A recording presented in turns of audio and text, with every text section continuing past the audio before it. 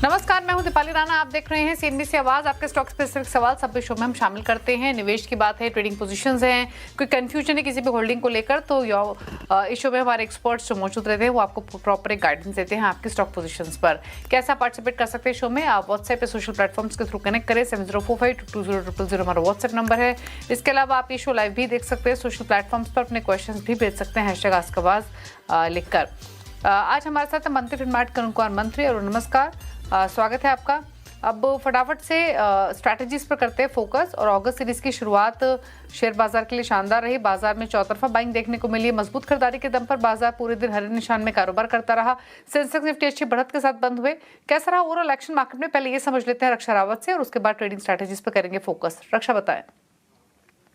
2 weekly expiries के बीच का sandwich session और अगस्त सीरीज की शुरुआत आज से हुई। काफी दमदार शुरुआत हुई, चारों तरफ हमें हरियाली देखने को मिली। अगर क्लोजिंग लेवल्स की बात करें तो यहाँ पर निफ्टी और सेंसेक्स करीब करीब 1% के गेन्स के साथ क्लोजिंग हुई है। निफ्टी बैंक की बात करें तो यहाँ पर भी अच्छी तेजी आज के सत्र में देखने को मिली और करीब करीब 450 अंकों की बढ़त के साथ क्लोजिंग हुई है। मिड कैप और स्मॉल कैप यहाँ पर भी आज अच्छी खासी खरीदारी देखने को मिली और इन्होंने भी आज बाजार का साथ अच्छे से दिया। सेक्टोरियल पिक्चर की बात करें तो यहाँ पर इंडिया विक्स में गिरावट आई और आईटी ने आज भी तूफान मचाया है। आज भी खरीदारी देखने को मिली और इसके अलावा मेटल सेक्टर में भी अच्छे खासे गेंस दिखाई दिए। अगर आज के कंट्रीब्यूटर्स की बात करें यानी निफ्टी 50 में बढ़ने वाले शेयर्स की बात करें तो यहाँ पर जियो फाइनेंशियल में काफी अच्छे गेंस दिखाई दिए। 5% से ज्यादा की तेजी के साथ ये शेयर बंद हुआ है। इसके अलावा एफएमसीजी काउंटर HUL यहाँ पर अच्छी खासी खरीदारी देखने को मिली और आईटी पैक्स से इन्फोसिस यहाँ पर भी अच्छे खासे गेंस हमें देखने को मिले। इसके अलावा मेटल में तेजी थी तो वहां से हिंडाल्को में भी अच्छी खासी खरीदारी देखने को मिली और ये सारे काउंटर्स थे जिन्होंने आज निफ्टी को सपोर्ट किया। लेकिन आज चुनिंदा गिरावट कहां पर देखी गई? अदानी पोर्ट्स नतीजे आए और उसके बाद यहां पर गिरावट देखने को मिली और करीब करीब 3% ये शेयर फिसल कर बंद हुआ है। इसके अलावा M&M, ध्यान रहे कि कल नतीजे आने वाले हैं और नतीजों से पहले आज स्टॉक में एक गिरावट देखने को मिली है। 1.5% फिसल कर बंद हुआ है। इसके अलावा पावर ग्रिड और आइशर मोटर यहाँ पर भी थोड़ी बहुत गिरावट देखने को मिली। लेकिन आज कमाल किया, आईटी स्पेस ने लगातार तेजी देखने को मिली और आज भी तेजी कंटिन्यू रही।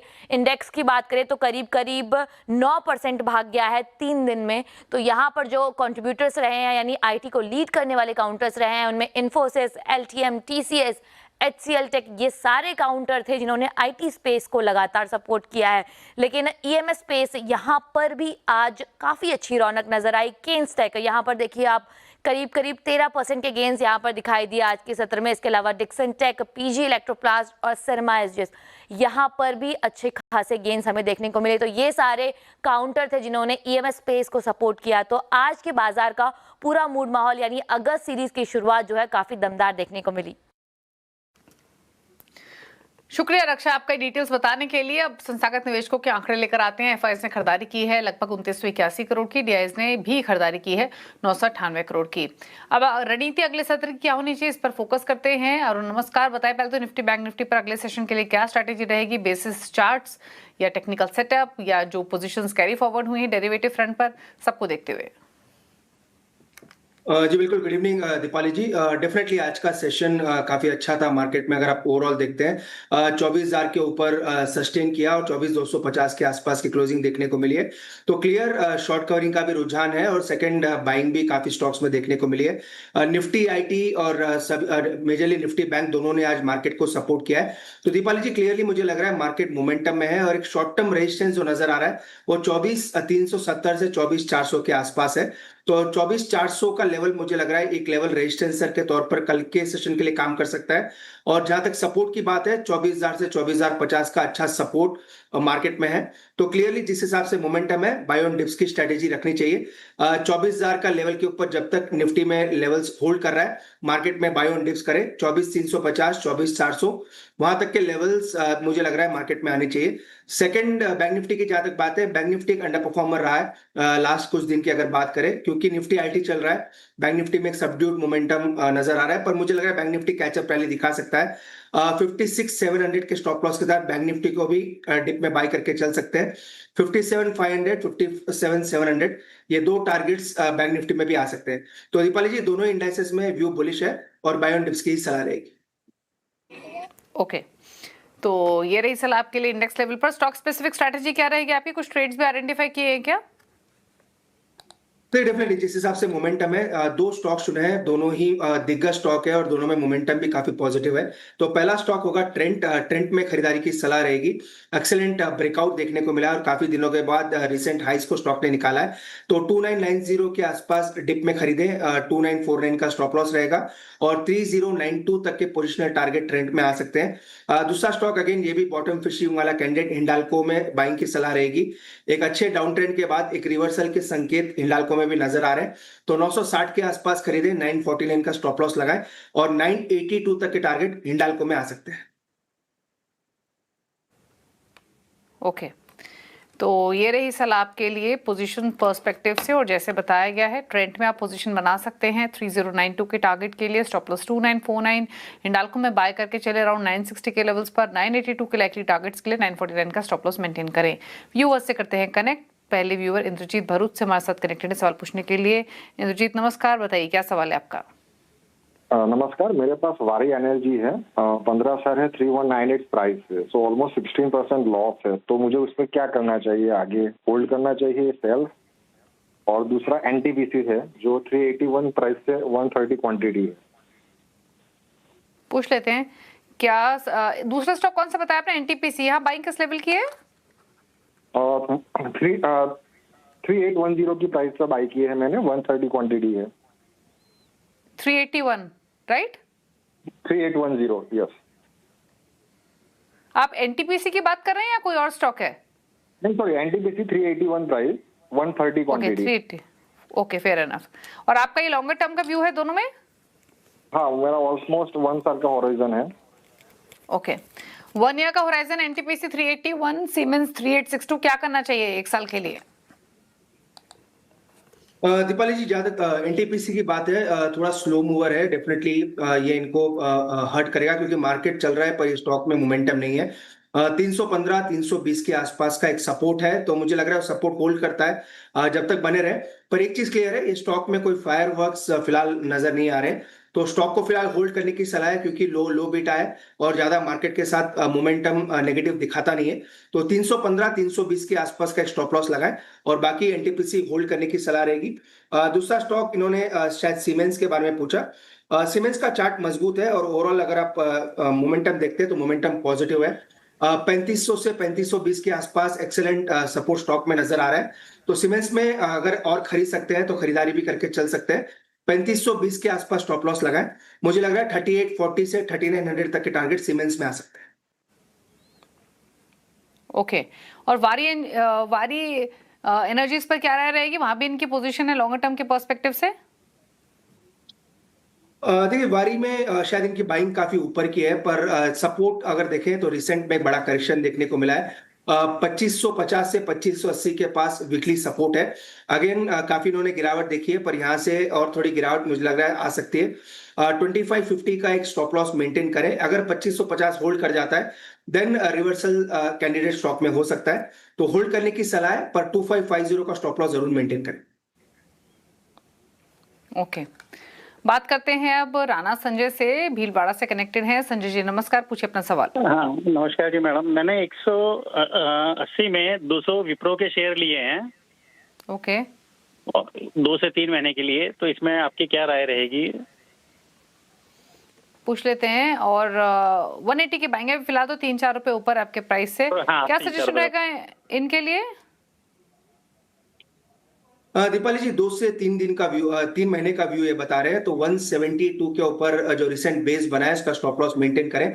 स्टॉप लॉस काफी नजदीक है तो डेफिनेटली ये बने रह सकते हैं। उनके बाइंग प्राइस के आसपास ही स्टॉक चल रहा है।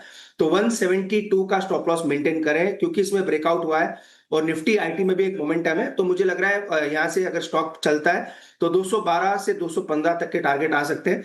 एक चीज इनको ध्यान रखना है, इसका ओवरऑल ट्रेंड अभी भी डाउन है। तो जैसे ही 210 212 के आसपास मिलता है तो प्रॉफिट बुक करके एक बार का स्टॉक से निकलने की सलाह है।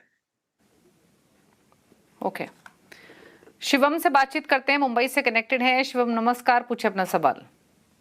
हाँ जी मैडम, मेरे पास ये जुबिलेंट फूडवर्क्स के 100 शेयर्स हैं, 468 की बाइंग है। तो ये लास्ट 6 मंथ से मेरे पास है। तो मैं ये पूछना क्या सजेशन चाहता हूँ कि अभी तो लॉस कम चल रहा है, 424 और 25 के अराउंड चल रहा है, तो अभी क्या सजेशन देते हैं? पूछ लेते हैं। क्या राय रहेगी जुबिलेंट फूडवर्क्स पर 468 के बाइंग के हिसाब से? देखिए डेफिनेटली इनके बाई प्राइस तक आ सकता है। मुझे लग रहा है 455 से 460 तक स्टॉक में एक टारगेट बन रहा है, क्योंकि रिसेंट मोमेंटम बना है। और अगर टेक्निकली अगर दो इंडिकेटर देखें, आरएसआई में पॉजिटिव डाइवर्जेंस है, प्लस बॉलिंगर बैंड स्क्वीज होता हुआ नजर आ रहा है, तो 455 460 वहां तक के टारगेट मुझे लग रहा है आने चाहिए। तो बने रहने की सलाह है। इनके बाई प्राइस के आसपास ही चल रहा है। स्टॉप लॉस जो मेंटेन करना है 425 के आसपास मेंटेन करें। मुझे लग रहा है इनके बाई प्राइस से स्टॉक आ सकता है, तो वहां पे एग्जिट करके निकल सकते हैं। ओके, तो ये राय रही जुबिलेंट फूडवर्क्स पर। अब चर्चा करते हैं अजय सिंह से इनके पोर्टफोलियो पर। जबलपुर से कनेक्टेड हैं अजय, नमस्कार। बताइए आपके पास कौन सा स्टॉक है, क्या जानना चाहते हैं? नमस्कार जी। मेरे पास बताइए अपना टाटा सवाल। मोटर्स के 110 शेयर्स, टाटा मोटर्स के ओके। 110 शेयर्स हैं, जो कि ठीक है। एवरेज प्राइस 492 का है। ओके, और आपका होराइजन क्या है इसमें? अभी मैं 4 से 5 साल इसमें और रुक सकता हूँ। ओके, 4 से 5 साल रुक सकते हैं। टाटा मोटर्स पीवी 492 की बाइंग है। क्या सजेशन 329 पर ट्रेड करते हुए? अगेन दीपाली जी काफी अंडर परफॉर्मर रहा है और ट्रेंड डाउन है, तो टेक्निकली तो कोई बाइंग के रुझान नहीं है। इनफैक्ट ट्रेंड देखे तो लोअर हाइज लोअर लोज ही बना रहा है, पर ऑलरेडी गिरावट आ चुकी है। वैसे इसका सपोर्ट जो था 340 345 के आसपास था, पर चूंकि अगर मार्केट में मोमेंटम बनता है तो हो सकता है यहाँ से वापस रिवर्सल स्टॉक में देखने को मिले। तो स्टॉप लॉस जो लगाना है 295 से 300 के बीच में आप लगा के चलें। इसका रिसेंट लोस 295 के आसपास है। अगेन स्टॉप लॉस थोड़ा दूर है, पर स्टॉक थोड़ा वोलेटिलिटी ज्यादा रहती है, इससे स्टॉप लॉस 295 के पास जरूर मेंटेन करें। जहां तक टारगेट की बात है 370 380 के मैक्सिमम साइड फिलहाल नजर आ रहे हैं, तो बने रहने की सलाह है, पर 295 का स्टॉप लॉस जरूर मेंटेन करें। ओके, केशव सोमानी हैं गोंडा से कनेक्टेड सवाल पूछने के लिए। केशव नमस्कार, पूछे अपना सवाल।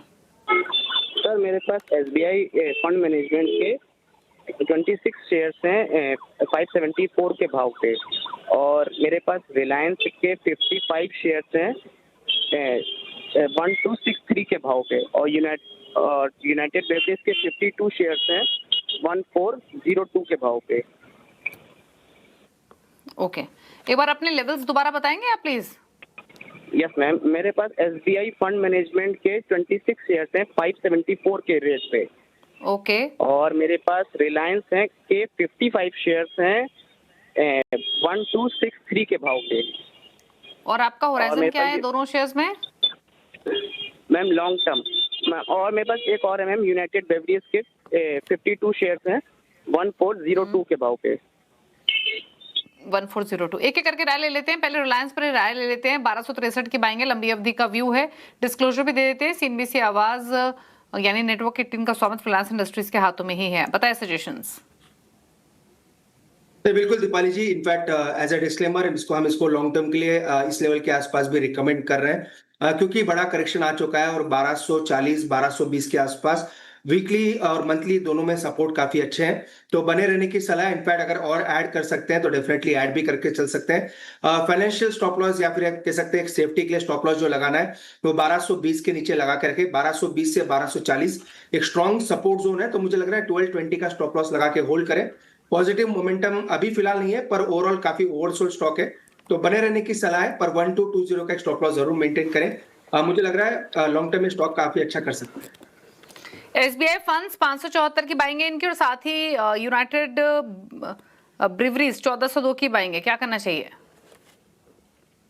दीपाली जी, एसबीआई फंड्स में तो टेक्निकली राय देना मुश्किल है। रिसेंटली लिस्टेड है और अपने जो आईपीओ प्राइस है उसी के आसपास चल रहा है, तो इस पे राय देना थोड़ा मुश्किल होगा दीपाली जी मेरे लिए। पर यूबीएल में डेफिनेटली होल्ड करने की सलाह है। इनफैक्ट मोमेंटम लास्ट 4 दिन का देखें तो अल्कोहल के सभी स्टॉक्स में मोमेंटम काफी अच्छा है, तो यूबीएल में होल्ड करने की सलाह है। 1400 रुपए के अपने बाइंग के आसपास स्टॉप लॉस मेंटेन करें। मुझे लग रहा है 1520 से 1540 तक के लेवल यूबीएल में आ सकते हैं। ओके, अभिजीत जैन से बात करते हैं, खुजराहो से कनेक्टेड हैं। अभिजीत नमस्कार, बताएं अपना सवाल। नमस्ते मैम, मेरा नाम अभिजीत जैन है। मेरे पास IEX के 900 शेयर्स है मेरे पास 160 के रेट पे, और मेरा विजन है लॉन्ग टर्म का। तो लॉन्ग टर्म का व्यू है IEX। हाँ, ओके, हाँ, मेरा एक क्वेश्चन और है इसमें इसी से रिलेटेड कि अगर ये अपने बताएं। बेस पे आता है, अपने सपोर्ट पे 115 पे, तो मैं इसको एवरेज कर दूं या फिर अभी होल्ड ही करके रखूं? आईएक्स लिया है लंबी अवधि के लिए 160 पर, 25 रुपए का नुकसान है, नीचे मिले तो और ऐड करें या कोई और स्ट्रैटेजी रखें? दीपाली जी, एक्सेलेंट इन्होंने एक क्वेश्चन पूछा है, एवरेजिंग का भी क्वेश्चन पूछा है। चूंकि रिसेंट ब्रेकआउट हुआ है, तो मुझे लग रहा है एवरेजिंग अगर इनको करनी है तो 120 से 125 के बीच में कर सकते हैं। इसका जो ब्रेकआउट हुआ है दीपाली जी 120 के ऊपर हुआ है, 120 125, ये लेवल अगर वापस मिलते हैं मार्केट की गिरावट के साथ या किसी भी वजह से, तो वहां पे ये डेफिनेटली ऐड ऑन करके चल सकते हैं। 125 से 120 एक एक्सेलेंट लेवल रहेगा, पर कंडीशन एक ही है, 115 जो उन्होंने कहा एग्जैक्टली वही सपोर्ट है। 115 का स्टॉप लॉस लगाएं, जो भी आप एवरेजिंग क्वांटिटी कर रहे हैं उसका स्टॉप लॉस 115 का मेंटेन करें, 120 से 125 के बीच में एवरेज करें। और जहां तक टेक्निकल्स की बात है, टेक्निकल्स रिसेंटली अगर देखें तो पॉजिटिव हुए हैं और यहां से जो टारगेट निकल के आ रहे हैं 155 तक निकल के आ रहे हैं, तो 155 के टारगेट के लिए होल्ड करें। 120 के पास एवरेजिंग की सोच सकते हैं और 115 का स्टॉप लॉस जरूर मेंटेन करें।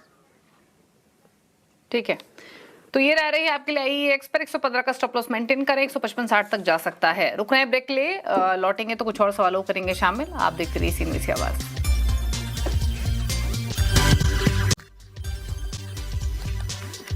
आप देख रहे हैं सीएनबीसी आवाज और अरुण कुमार मंत्री हमारे साथ मौजूद है। एक बार इसको आंसर करने के लिए बात करते हैं कुछ और व्यूअर्स से। हर्ष गौर का सवाल है नोएडा से, मैसगांव डॉक पर बात करते हैं। हर्ष बताइए, मैसगांव डॉक किस भाव पर लिया हुआ है, क्या होराइजन है आपका? गुड इवनिंग मैम, मेरा वराइजन मैम थोड़ा सा 2-3 मंथ के लिए है मसगांव डॉक पे। मैंने 67 शेयर लिए हुए हैं, 2408.24। ठीक है, तो वो यानी ट्रेडिंग के पॉइंट ऑफ व्यू से शॉर्ट टर्म ट्रेडिंग के लिए आपने लिया हुआ है, राइट? हाँ, शॉर्ट टर्म के लिए लिया था, बट ये अभी 99 रुपीज तो अभी नीचे ही चल रहा है। क्या करना चाहिए? 2408 के बाइंग है 2-3 महीने के पर्सपेक्टिव से मैसगांव डॉक। दीपाली जी, एक शॉर्ट टर्म ब्रेकडाउन देखने को मिला है स्टॉक में। जहां तक लेवल्स की बात है, 2360 के नीचे ब्रेकडाउन है और मुझे लग रहा है ये स्टॉक अब कुछ दिनों के लिए डाउन ट्रेंड में रह सकता है, तो स्टॉप लॉस काफी क्लोज का मेंटेन करें। 2250 के आसपास का स्टॉप लॉस मेंटेन करें। क्वांटिटी और ऐड करने की सलाह नहीं है, क्योंकि अगर ये डाउन ट्रेंड कंटिन्यू होता है तो गिरावट थोड़ी बढ़ सकती है। तो 2250 का स्टॉप लॉस रखें, अगर उसके नीचे जाता है तो स्टॉक से निकलने की सलाह रहेगी। प्रणव से बात करते हैं, नासिक से कनेक्टेड हैं। प्रणव नमस्कार, पूछे अपना सवाल। हेलो, मेरे पास टीडी पावर के 1200 रुपए पे 125 शेयर है, क्या करना चाहिए? एवरेज करना चाहिए या फिर बेचना चाहिए?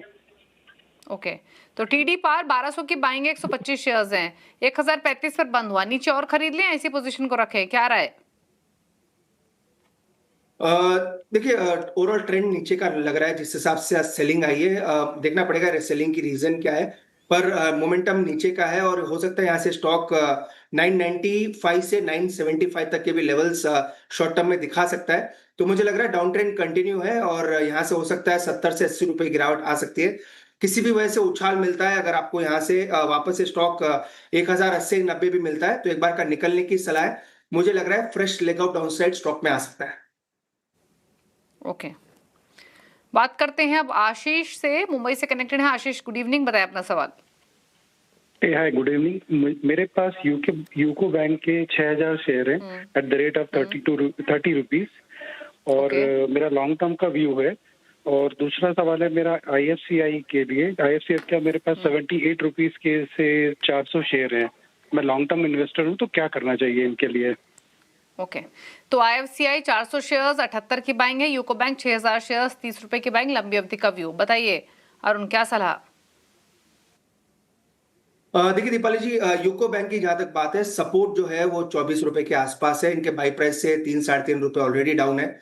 सलाह एक ही रहेगी, वैसे इसमें इन्वेस्टमेंट की सलाह नहीं है क्योंकि ट्रेंड डाउन है और ओवरऑल छोटा बैंक है, तो हो सकता है दिक्कतें थोड़ी हो सकती है, पर 24 रुपए का स्टॉप लॉस मेंटेन करें। अगेन स्टॉप लॉस 7 से 8% दूर है, तो मुझे लग रहा है 24 का लेवल जब तक होल्ड कर रहा है बने रह सकते हैं। फ्रेश खरीदारी की सलाह यूको बैंक में नहीं रहेगी।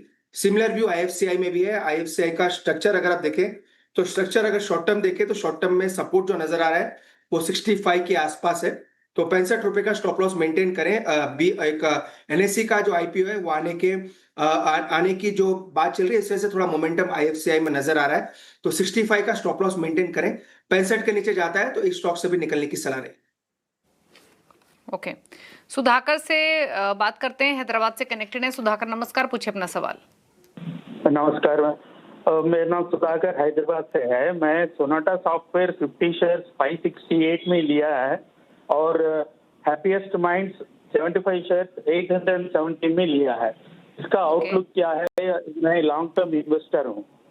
ओके, लॉन्ग टर्म के लिए सोनाटा सॉफ्टवेयर 568 और हैप्पीएस्ट माइंड 817 बता पूछ लेते हैं। नुकसान तो है आपको काफी, क्या करना चाहिए दोनों पोजीशंस में लॉन्गर टर्म के लिए? दीपाली जी, लॉन्ग टर्म स्ट्रक्चर दोनों के नेगेटिव है। अगर दोनों में को कंपैरिजन करते हैं तो दोनों में लोअर राइज लोअर लोज अभी भी बन रहे हैं। क्योंकि 4 दिन से आईटी में मोमेंटम है तो शॉर्ट टर्म में जरूर ये पॉजिटिवनेस दिखा रहे हैं। तो स्टॉप लॉस मेंटेन करने की सलाह है, खासकर हैप्पीएस्ट माइंड की जहां तक बात है तो नीचे में आपको जो स्टॉप लॉस लगाना है, जो रिसेंट लोज बने थे 340 330 के आसपास, स्टॉप लॉस थोड़ा दूर है पर स्टॉप लॉस मेंटेन करें। मोमेंटम स्टॉक में वैसे ही देखने को मिलता है तो 340 का स्टॉप लॉस हैप्पीएस्ट माइंड में मेंटेन करने की सलाह है। 340 के नीचे जाता है तो स्टॉक से एग्जिट ले लें। सिमिलर व्यू सोनाटा सॉफ्टवेयर में भी है, 290 के आसपास उसमें एक मजबूत सपोर्ट है। आज जरूर 20 रुपए चला है पर जो स्टॉप लॉस निकलता आता है वो 290 के आसपास है। तो सोनाटा सॉफ्टवेयर 290 का स्टॉप लॉस मेंटेन करें और हैप्पीएस्ट माइंड में 340 का। फ्रेश खरीदारी की सलाह नहीं है क्योंकि लॉन्ग टर्म स्ट्रक्चर अभी भी नेगेटिव है। सनी शर्मा का सवाल है कोलकाता से, सुजलॉन एनर्जी पर 62 की बाइंग है, 3000 शेयर्स है, लॉन्ग टर्म पर्सपेक्टिव है, क्या सलाह रहेगी सुजलॉन पर? देखिए, क्लियर एग्जिट की सलाह इसमें हमारी पॉजिटिव व्यू नहीं रही है दीपाली जी कभी भी। इनफैक्ट जब भी उछाल मिलता है तो स्टॉक से निकलने की सलाह रहेगी। नीचे में जो माइनर सपोर्ट जो आप कह सकते हैं वो 44 के आसपास है। 44 का अगर ये उछाल का वेट करना चाहते हैं तो 50 से 52 के बीच में एग्जिट ले लें। ओवरऑल स्टॉक का ट्रेंड डाउन है और स्टॉप लॉस जो लगाना है 44 के आसपास लगा के। ओके, तो ये रह रही है आपके लिए सुजलॉन पर। चलिए सवाल इतने ही करेंगे शामिल और थैंक यू आने के लिए शो में और अपने व्यूज देने के लिए। कोई क्लोजिंग कमेंट आपकी तरफ से अरुण? बिल्कुल दीपाली जी, ट्रेंड और हिंडाल्को दोनों आज ड्यूरिंग द मार्केट हमने रिकमेंड किया है तो क्लाइंट्स की पोजीशंस हो सकती है। मेरी पर्सनल पोजीशन किसी भी स्टॉक में नहीं है और जितने भी स्टॉक्स हमने डिस्कस किए वो भी क्लाइंट्स की पोजीशन हो सकती है क्योंकि ट्रेडर फ्रेंडली स्टॉक्स है। मेरी पर्सनल पोजीशन किसी भी स्टॉक में नहीं। ओके, शुक्रिया आपका शो में आने के लिए। इसी के साथ एक ब्रेक उस पर भी खबरें जानिए CNBC आवाज पर। नमस्कार।